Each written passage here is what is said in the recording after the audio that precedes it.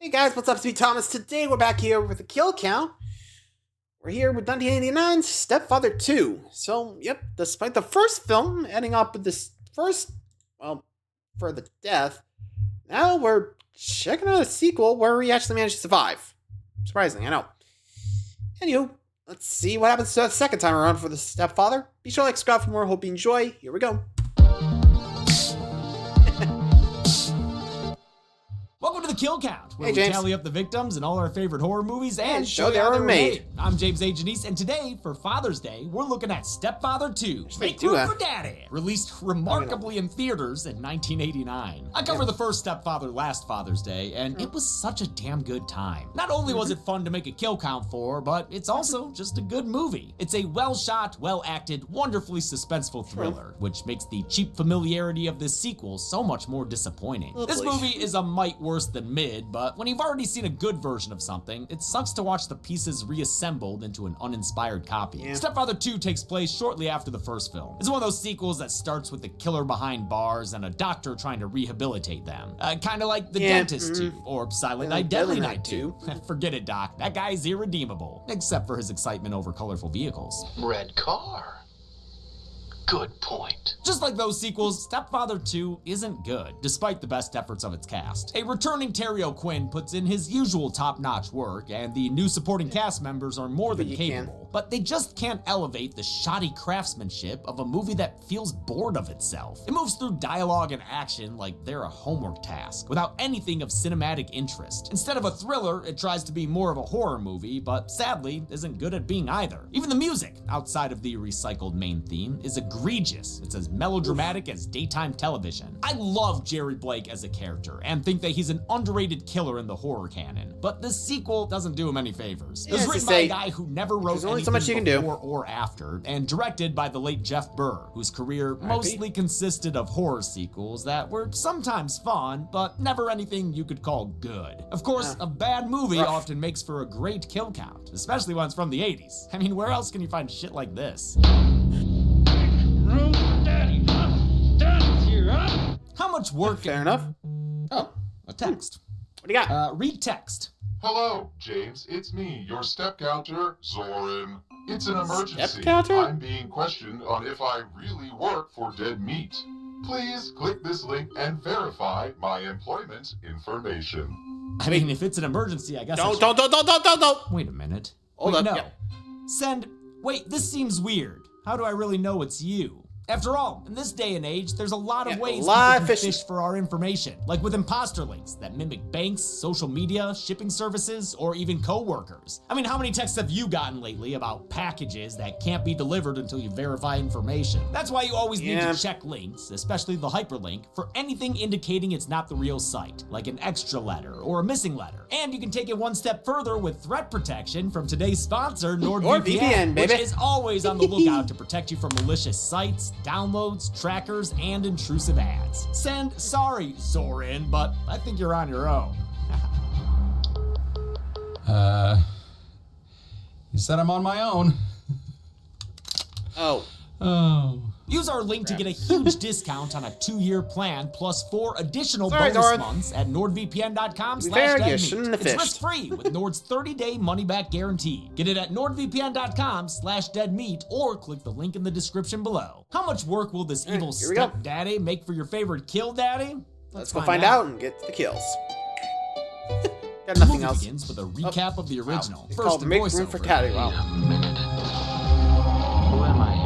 And then full previously on Lost mode. Oh man, remember when Jerry fell down the stairs with a knife in his chest? Pretty crazy. Can't believe it didn't kill him. But it didn't. Just left him with a scar on his chest and sweat on his chest scar. A balder Jerry Blake is now institutionalized at Puget Sound Site, which gets real gothic when the weather's bad. Look at that place. If you've already forgotten the opening credits montage, don't worry. Jerry's Here we got go a new again. Dr. Joe who recaps things for us again. Yes, we remember the dead little girl, dude. How could we ever forget? And you don't have to lean in so close. We can hear you just fine. Despite knowing Jerry's whole Yeah, even I would have been like, okay, really? We just literally saw it. You didn't have to do it again. Like, come on, we're not dumb. You don't have to jangle the cheese. We're good. Oh, MD Joe wants to find a way to reach him somehow. He's so sympathetic, that's a he good even idea? has him uncuffed. Bums him a cigarette too. God, we know this dude is so fucking dead. The only question He's is when. screwed. Can he beat Dr. Burns from The Dentist 2, who survived a mere 25 minutes? Or can he go the distance, like Dr. Bloom from Silent Night 2, who lasted a whole 1 hour and 13 minutes? Gotta say, I don't think old Joe is in the running, since Jerry's already had his carpentry rights reinstated. He's allowed to craft a model suburban home, just like he always wanted to. The craftsmanship moves Dr. Joe to basically fucking tears, and while the dude delights over his findings, Jerry uses a sharp part of his model to kill Dr. Joe by And there it stabbing goes. him in the neck. Right in the neck. Look at all these dramatic close-ups. The horror. The Hi, Joseph. horror. Waiting outside the office is security guard Smith, who hates Jerry and even gave him a nickname. Bad Daddy. See, Kill Daddy was open for me. Gore Daddy is, of course, Tom Savini. We've literally called Tom Gore Daddy because of you.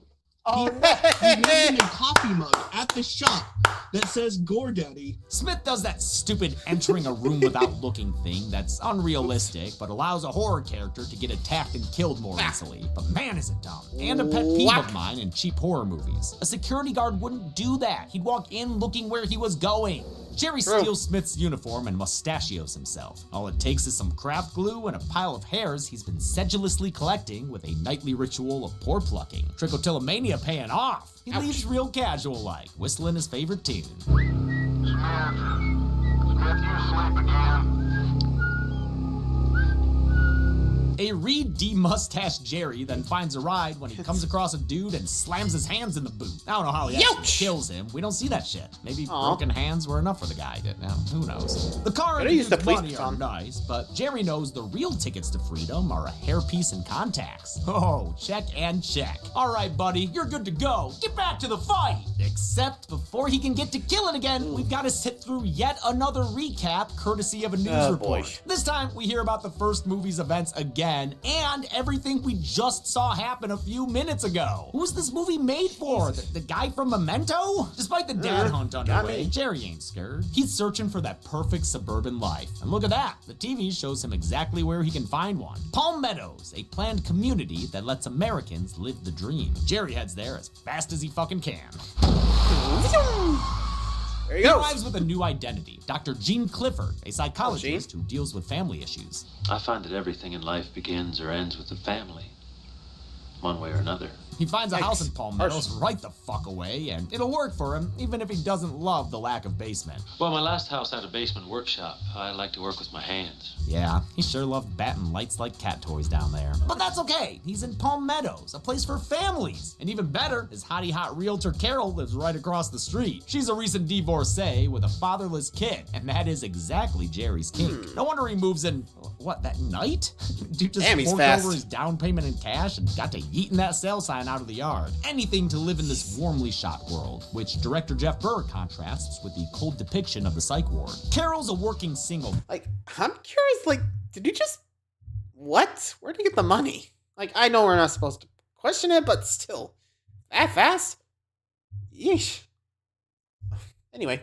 Mom, who has a strained relationship with her son Todd. He just can't stand how much she doesn't keep up with baseball. Got to be a Pedro Carrero in there someplace, right? The Dodgers traded Guerrero. Wow, you little shit. She bought you baseball cards and you're gonna whine at her for not knowing the current roster? That's like expecting your parent to know what season Fortnite is on. I told you, Mom, every gun's a blaster now. But really, Todd's upset because his dad left them for a new girlfriend a year ago and he's missing a male presence in his life. Sounds like a jackpot That's rough. from Jerry. Especially since Carol's a clear choice for him amidst the harlots of modern dating. Video dating options reveal gold diggers, career women, and worst of all, women on contraceptives. I use a diaphragm and I bet Jerry thinks there are ways of shutting that whole thing down, huh? Somehow Jerry, sorry, I guess I should probably be calling him Gene now, immediately starts whatever, leading it's group Gene. therapy sessions with all the Palm Meadows Damn, it's wives and good. MILFs. it was all very new to me. Yeah, he is too, Carol. Nevertheless, she persists This talking guy's about her many personal faces. life, starting with her ex-husband. He's a dentist. Oh shit, is this a crossover sequel? Nice. Yeah, doubt In it. no time at all, Carol and Gene are thinking about each other in sappy piano tones.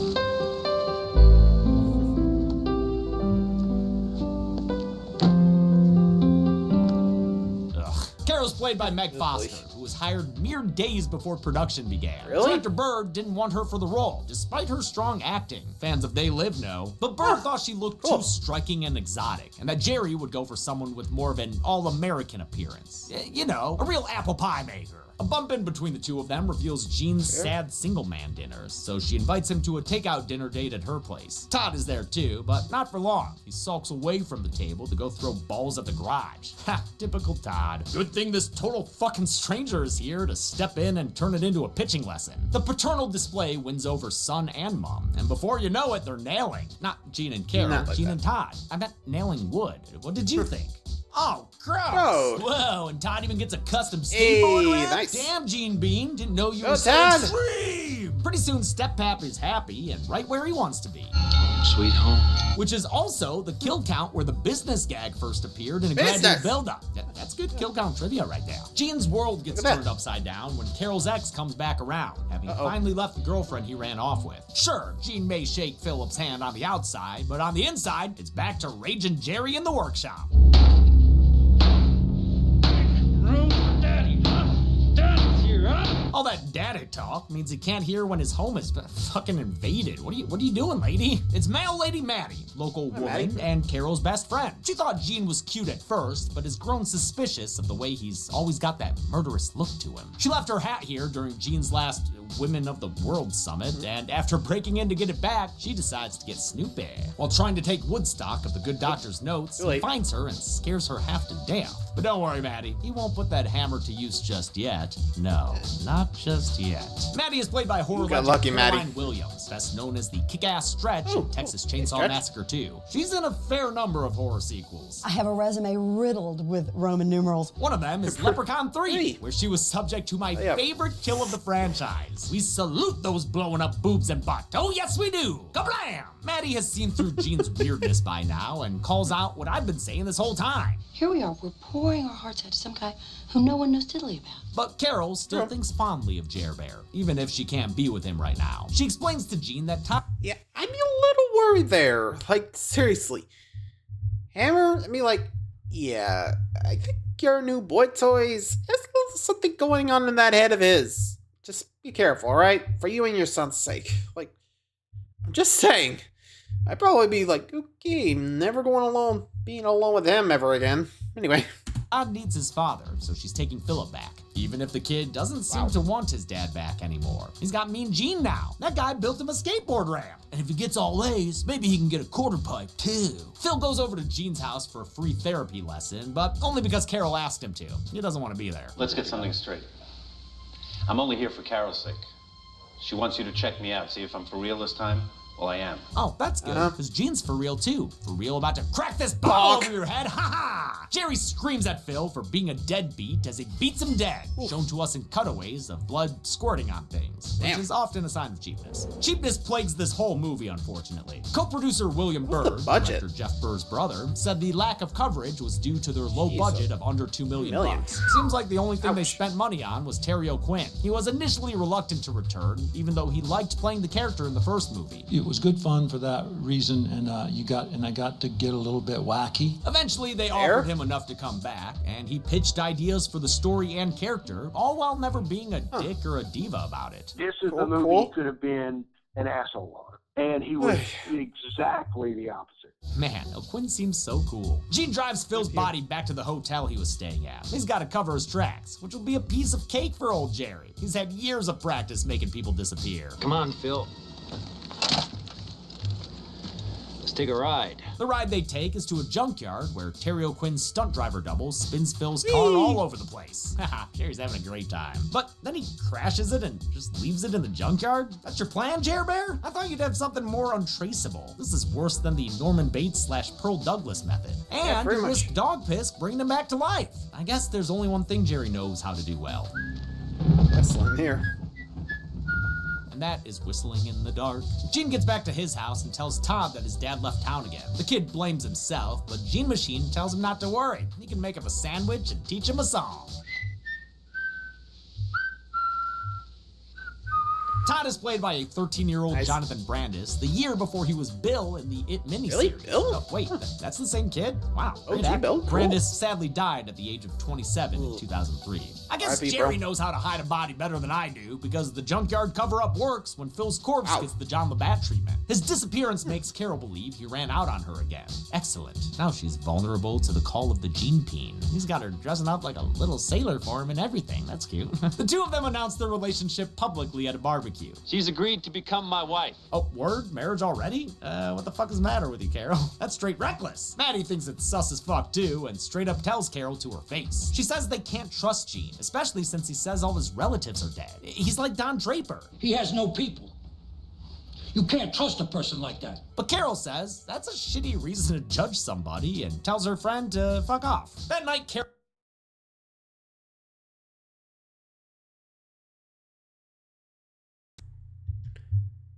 Hello? Sorry about that. Mike got cut off again. Man. Sometimes I just don't get what's going on. Carol tries to fuck on Gene in a scene that's as sappy as the rest of the movie. Yeah, that looks about right. Music's so bad. But Gene's old-fashioned and wants to wait until marriage. If more people stuck with tradition, there'd probably be a lot happier people and a lot fewer divorces. Meanwhile, Matt sneaks through the dude's mail and finds a high school reunion invitation for the real Gene Clifford. It wasn't just a made-up name. For whatever reason, Jerry picked it from a recent obituary, which we saw earlier. Maddie makes fake Gene meet her in a public park so she can reveal what she's learned about him. Funny thing is, I see your name here, but I don't see you. And he can't talk his way out of looking that different. She threatens to tell Carol, but he promises he'll do it himself. But instead of telling her the truth, he just gives her what she wanted and dicks her down. Tradition be damned. The D knocks her out, freeing a first-person Jerry to sneak into Maddie's house while she's asleep and try to steal her Pringles. But her Pringles senses tingle, so she gets up and grabs a letter opener, ready to defend herself and her bunny slippers. It's a pretty fucking boring scene, dude. Cat. Complete with a cliche cat jump scare. And wait a minute, the cat's not even hers? You were uninvited. Oh, Maddie, don't start talking about uninvited cats. You'll make me want to cover Uninvited, the 80s sci-fi horror flick where an uninvited cat becomes a mutant who kills people aboard a yacht. Don't make me do it, unless you really want me to. I mean, hey, at least that movie has a 4K release. We're stuck with a crappy standard def DVD for Stepfather II. While Maddie's distracted, Gene shows up in slow motion and strangles her to death with fabric. Bye, Maddie. And that's a wrap on Ms. Williams. Okay, everybody, give her a hand. Thanks for coming. In fact, thanks for coming back for a reshoot. Initially, Maddie's death involved her being snuffed out in a fireplace. What we got instead was the result of a bunch of reshoots that upset the cast and crew. Stepfather II was originally shot to be released direct-to-video, but then Miramax bought it for theatrical distribution, and after a test screening, the shitty Weinstein brothers demanded changes. They wanted more blood to make it more of a horror movie, and were, unsurprisingly, total dicks about it. They start like Again, me. what do you expect from the Weinsteins? Director Jeff Burr and Terry O'Quinn refused to partake in the changes, wanting to keep the movie more of a thriller than a slasher. So the Weinsteins hired another director and did reshoots without them. Thus, why you don't see O'Quinn's face at all in Maddie's final death scene. Caroline Williams is actually being strangled by the prop man in these shots. Other shots added by the Weinsteins include that guy's hands getting crushed by the truck and some of the bloody shots during the first two kills in the sequel. They also added the cat jump scare, which director Burr really hated. A fake scare with a cat, which I would never do in any movie ever. I hated it in Alien. Jerry frames Maddie's death as a suicide and cleans up his traces, pausing only to steal a bottle of her wine. On his way out, he almost gets caught by Maddie's neighbor, but is able to sneak away and deliver the wine to Carol. Nothing like a middle-of-the-night bedside wine delivery. She's really into it, too. Look at how she's caressing that bottle. She's about to uncork Gene. Maddie's body is found the next morning and her house goes up for sale. Carol's upset because her friend is dead and she's got to try to sell another house in this market. Gene tells her it's not a big deal and blames Maddie's death on her inability to find a man. She should have been more like that chick from Nightmare 5. Find me on my own. Fabulous. Maddie's neighbor Sam stops by, the guy who almost caught Jerry, but turns out he's blind. So Jerry's totally in the clear. I heard someone walking from her backyard across mine. Someone whistling. Oh, fuck, never mind, you're fucked. Sam even knows his entrance music.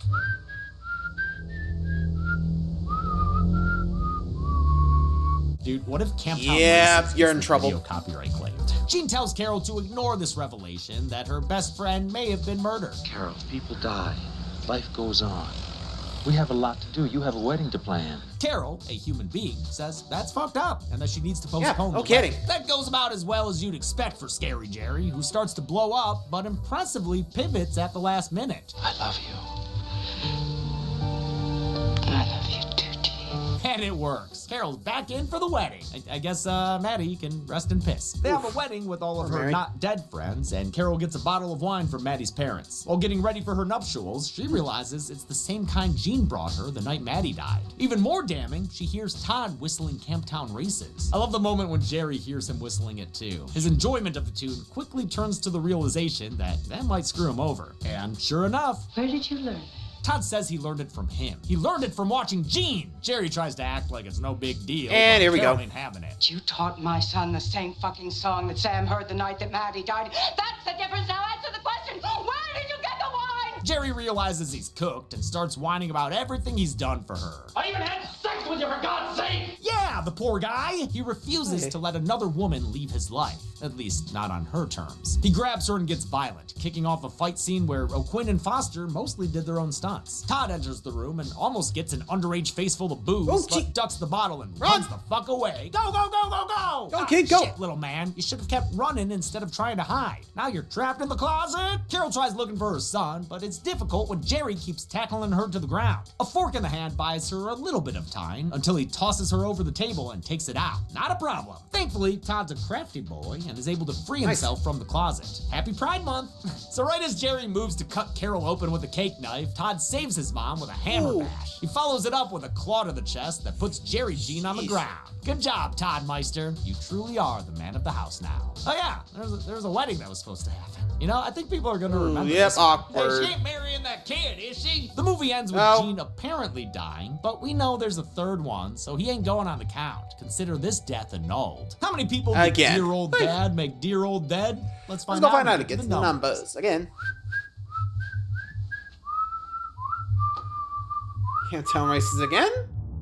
Okay, numbers. Let's see. Only 5 people died in Stepfather II, really? which I've got to say, pretty piss poor. The victims were 4 men and 1 woman, giving us something blue for the pie chart. It's not something new though. We've seen this count and breakdown in 6 other movies before. Barbarian, The Invisible Man, and disappointingly, Texas the Chainsaw. sequel had 1 fewer kill than the original. What the fuck you doing?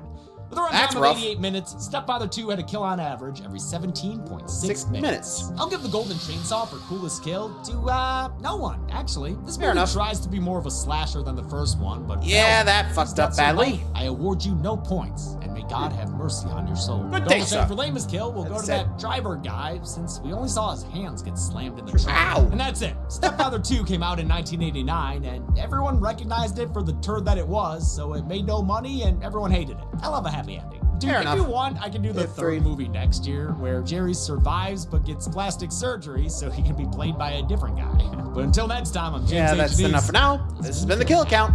On the next Kill What's Count. up? Are you sitting at home with nothing to do? Did you just shift in your seat at me, you little moody ass? Vacation off to a bumpy start? Hey? Okay, is it just me or is this giving Texas Chainsaw Massacre? Break that boredom with a brand new board game.